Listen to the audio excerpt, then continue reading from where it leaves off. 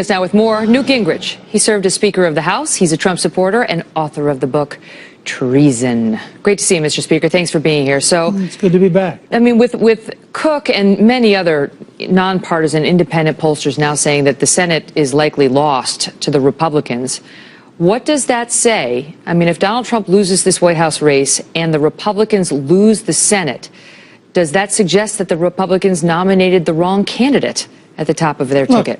The next 2 weeks are a contest of two parallel universes. I just listened to that report. First of all, I used to hang out with Charlie Cook when he would explain that Donald Trump was hopeless and would not get the nomination. I like Charlie. That doesn't mean he's infallible. But let's take the report we just got. Republicans are actually outvoting Democrats in Florida. They're outvoting Democrats in Pennsylvania. That's unprecedented. They've cut the Democratic lead. You predict a win in Pennsylvania? I think they might. Really? Do you think Trump's going to win Pennsylvania?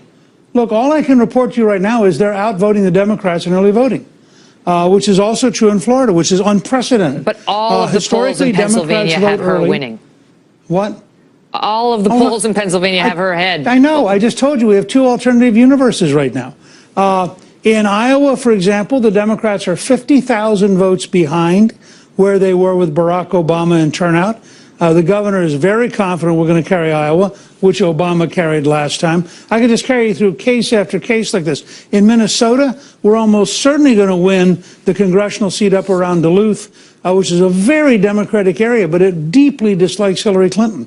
And represent now. But let me just ask you. Let me just ask you, because you say it's two alternate universes. I mean, these are sort of small examples of how he might be heading early voting and so on. But I'm telling you that the Fox News decision desk just moved Iowa, that you just mentioned, Indiana, 2nd Congressional District in Maine. All of them moved left, moved more likely to vote for Hillary Clinton. And in fact, all of the moves that have been on this map over the past 3 weeks by Larry Sabato, by Cook, by the Fox News decision desks. These are nonpartisan outlets that are just trying to call the electoral scoreboard. Not nonpartisan outlets. Every outlet you described as part of the establishment. Fox News, really? Are we? I don't think so. And they've every state they've moved it to the left, towards Hillary. And you tell me whether that's all made up. No, I think they're two alternative universes. You have a poll which suggests that she's going to get a Barack Obama turnout among African Americans. I don't think that's going to happen. You have a Washington Post ABC News poll where they took out 8% of the vote because they didn't like the way it voted. Look, I've been around long enough. I remember when the Detroit Liberal newspaper on the Sunday before the election said John Engler would lose by 14 points. He won the governorship that year. I don't take polls as seriously as people who've never run for office. But your candidate loves them and has touted them from the beginning. And he's been behind in virtually every one out of the last 40 polls that we've seen over the past month. That's the reality. Look, if you want to assume the election's over, skip the next 2 weeks and we can talk about the future. I'm not assuming anything. I'm asking you whether you believe your candidate's behind based on these numbers and what it says about the down ballot races. I believe the odds are at least 1 in 3 and maybe better than that the difference in intensity and the difference in determination and the degree to which Hillary Clinton is clearly the most corrupt, dishonest person ever nominated by a party all mean that the odds are pretty good she's not going to win. Now, I actually believe that. This is not just because I'm for Donald Trump.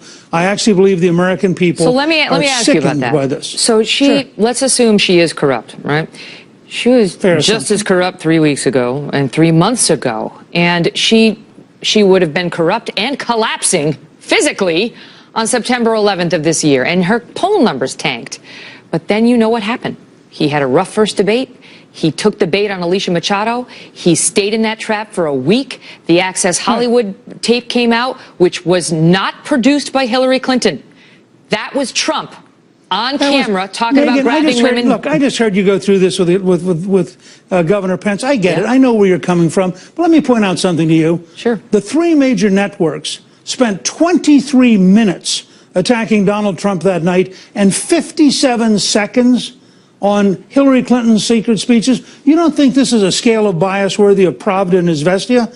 I mean, you want to know why Donald Trump's had a rough time? If Trump is a sexual predator, that is... He's not a sexual predator. Okay, that's your opinion. I'm not taking a position on it. You could not defend that statement. I'm not sick taking a and position tired of people like you using language that's inflammatory, that's not true. Excuse me, Mr. Speaker. Donald you have Trump no was not idea this, whether it's true or not. What we know is that neither, there are at neither least... do you. That's right, and I'm not taking a position on it, unlike yes, you are. When you use the words, you took a position. So what and I think said it's very is unfair of you to do that, Megyn. incorrect. I think that is exactly the bias people are upset by. I think that your defensiveness on this may speak volumes, sir. No, what I said let me just is suggest to you. No, let me make my point, and then I'll give you the floor. What I said is if Trump is a sexual predator, then it's a big story. And what we saw on that tape was Trump himself saying that he likes to grab women by the genitals and kiss them against their will. That's what we saw. Then we saw 10 women come forward after he denied actually doing it at a debate to say that was untrue. He did it to me. He did it to me. We saw reporters. We saw people who had worked with him, people from Apprentice, and so on and so forth. He denies it all, which is his right. We don't know what the truth is. My point to you is, as a media story, we don't get to say the 10 women are lying. We have to cover that story, sir. Sure. Okay, so it's worth 23 minutes of the three networks to cover that story. And Hillary Clinton, in a secret speech in Brazil to a bank that pays her $225,000, saying her dream is an open border where 600 million people could come to America. That's not worth covering. That is worth covering. You want to go back through the tapes of your show recently? You are fascinated with sex, and you don't care about public policy. Me? Now, that's what I get out of watching you tonight. You know what, Mr. Speaker? I'm not fascinated by sex, but I am fascinated by the protection of women and understanding what we're getting in the Oval Office. And I think the American voters would like to know. And therefore, we're going to send Bill Clinton back to the East Wing because, after all, you were worried about sexual predators. Yeah, listen, it's not about me. It's about the women and men of America. And the poll numbers show us that the women of America in particular are very concerned about these allegations and in large part believe that they are a real issue. And don't dismiss the women summarily. Do you want to comment on whether the Clinton ticket has a relationship to a sexual predator? We, on the Kelly file, have covered that story as well, sir. I will tell you the polls. I just want to hear you use the words. I want to hear you use the words, Bill Clinton, sexual predator. I dare you. Say Bill Clinton, sexual predator. Mr. Speaker, disbarred by the Arkansas bar. Disbarred by the Arkansas bar. $850,000 penalty. Excuse me, sir. We on the Kelly file have covered the Clinton matter as well. We've hosted Kathleen Willey. We've covered the examples of him being accused as well, but he's not on the ticket. And the polls also show that the American public is less interested in the deeds of Hillary Clinton's husband than they are in the deeds of the man who asks us to make him president, Donald Trump. We're going to have to leave it at that, and you can take your anger issues and spend some time working on them, Mr. Speaker. Thanks for being here. And you too.